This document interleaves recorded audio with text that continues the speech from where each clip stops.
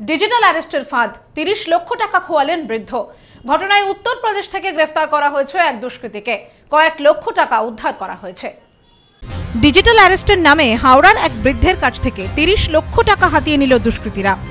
Howrah city পুলিশের cyber cell তদন্তে নেমে উত্তরপ্রদেশ থেকে একজনকে গ্রেফতার করে।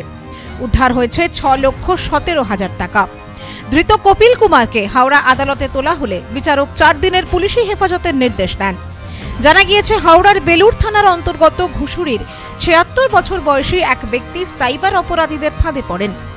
গত 11 মার্চ মানি লন্ডারিং এবং অন্য কেসে তাকে ডিজিটাল অ্যারেস্ট করা হয় বলে জানায় দুষ্কৃতীরা। মুম্বাইয়ের কোলাবা পুলিশ স্টেশনের নাম করে পুলিশের পোশাক পরে একজন ওই বৃদ্ধকে ভিডিও কল করে বলে তাকে ডিজিটাল অ্যারেস্ট করা হয়েছে। 3 দিন পর অন্য একটি নাম্বার থেকে সুপ্রিম কোর্টের নকল অর্ডার শিট হোয়াটসঅ্যাপে পাঠিয়ে তাকে গ্রেফতারের কথা জানানো হয়। অভিযোগ, তিনি কালো টাকা পাচার এবং মুম্বাই এয়ারপোর্টে কাস্টমসে তার নামে বেআইনি মাল আটকে রয়েছে। এসব থেকে মুক্তি পেতে 30 লক্ষ টাকা পাঠাতে বলা হয় তাকে। টাকা পাঠানোর পর অ্যাকাউন্ট বন্ধ হয়ে গেলে তিনি বুঝতে পারেন যে তিনি প্রতারিত হয়েছেন। 3 দিন পর তিনি হাওড়া সিটি পুলিশের সাইবার সেলে অভিযোগ দায়ের করেন। এই মামলায় তদন্তে নেমে হাওড়া সিটি পুলিশ উত্তরপ্রদেশের গৌতম বুদ্ধ নগরের বাসিন্দা কপিল কুমার নামে একজন ডেলিভারি ম্যানকে গ্রেফতার করেছে।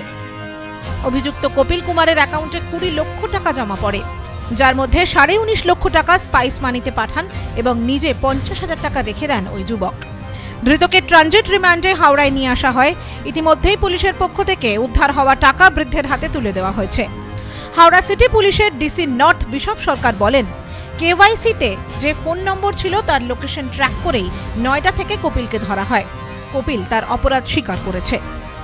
তো ভদ্রলোকের কাছে একটা ফোন আসে, ইনিশিয়ালি একটা হোয়াটসঅ্যাপে ভিডিও কল আসে, যেখানে ভিডিওর অপর প্রান্তে যিনি থাকেন তিনি নিজেকে কোলাবা পুলিশ স্টেশনের একজন অফিসার বলে নিজের পরিচয় দেন এবং ভদ্রলোককে এই বলেন যে তাকে ডিজিটালি অ্যারেস্ট করা হচ্ছে।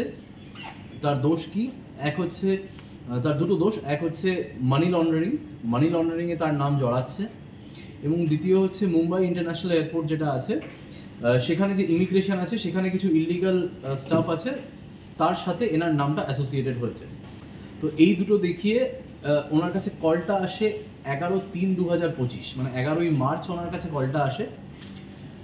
প্রায় 3 দিন উনি ওই সোকল ডিজিটালি অ্যারেস্টেড অবস্থায় থাকেন। শুধু তাই না, ওনার কাছে আরও একটা নাম্বার থেকে কিছু ডকুমেন্ট পাঠানো হয়, হোয়াটসঅ্যাপে কিছু ডকুমেন্ট পাঠানো হয়। সেখানে আমাদের সুপ্রিম কোর্টের স্ট্যাম্প সিল ইত্যাদি ফেক করে দেখানো হয় যে ওনার নামে কোনো অর্ডার শিট হয়েছে, ওনার নামে ওয়ারেন্ট হয়েছে ইত্যাদি করে ফাইনালি ওনাকে একটা অ্যাকাউন্ট নাম্বার দেওয়া হয়, যে অ্যাকাউন্ট নাম্বারে ওনাকে 30 লক্ষ টাকা ট্রান্সফার করতে বলা হয়।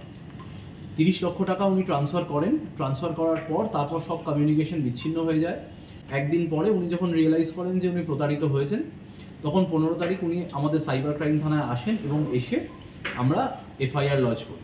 ভিকটিমের থেকে যে টাকাটা প্রথম যার কাছে গেছে, সেখানে আমরা সবার আগে আসামের একটা অ্যাকাউন্ট পাই। তো সেখানে গিয়ে দেখা যায় যে যার অ্যাকাউন্ট আছে তার বিন্দুমাত্র নলেজও নেই যে তার অ্যাকাউন্ট ব্যবহার করে এই ফ্রডটা হচ্ছে।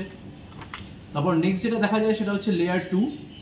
এই যে আসামের লোকটা আছে, এর অ্যাকাউন্ট থেকে পুরো টাকাটা ট্রান্সফার হয়ে যায় আরও একজনের অ্যাকাউন্টে। পুরো টাকাটা না, 20 লাখ টাকা ট্রান্সফার হয় আরও একজনের অ্যাকাউন্টে। আমরা ওর KYC নিয়ে আমরা ওনাকে লোকেট করতে পারি ওনার বাড়িতে। আর প্লাস ওই KYCতে যে ফোন নাম্বার ছিল সেই ফোন নাম্বারের লোকেশন আমরা একই জায়গায় পাই। তো এটা থেকে আমরা কনফার্ম হয়ে যাই যে মানে কপিল কুমার ওখানেই আছেন, এবং সেটা ধরে আমাদের টিম রেড করে কপিল কুমারকে অ্যারেস্ট করে। এনার এগেনস্টে যেটা ডিরেক্ট এভিডেন্স আছে সেটা হচ্ছে এনার যে অ্যাকাউন্ট আছে সেই অ্যাকাউন্টে 20 লাখ রুপিস গেছে, এবং ইনি স্বীকারও করেছেন যে ইনি এই ফ্রডটার সাথে জড়িত আছেন। Bureau report, news no man's land, Howrah. হজ উমরাহের জন্য নিয়ত করছেন, যাওয়ার জন্য বিশ্বস্ত প্রতিষ্ঠান খুঁজছেন? সুপরামর্শের জন্য যোগাযোগ করুন শেখ ট্যুর অ্যান্ড ট্রাভেলসে। Proprietor Asgar Sheikh, office Bongaon Petrapole border. Phone 900 7677 100।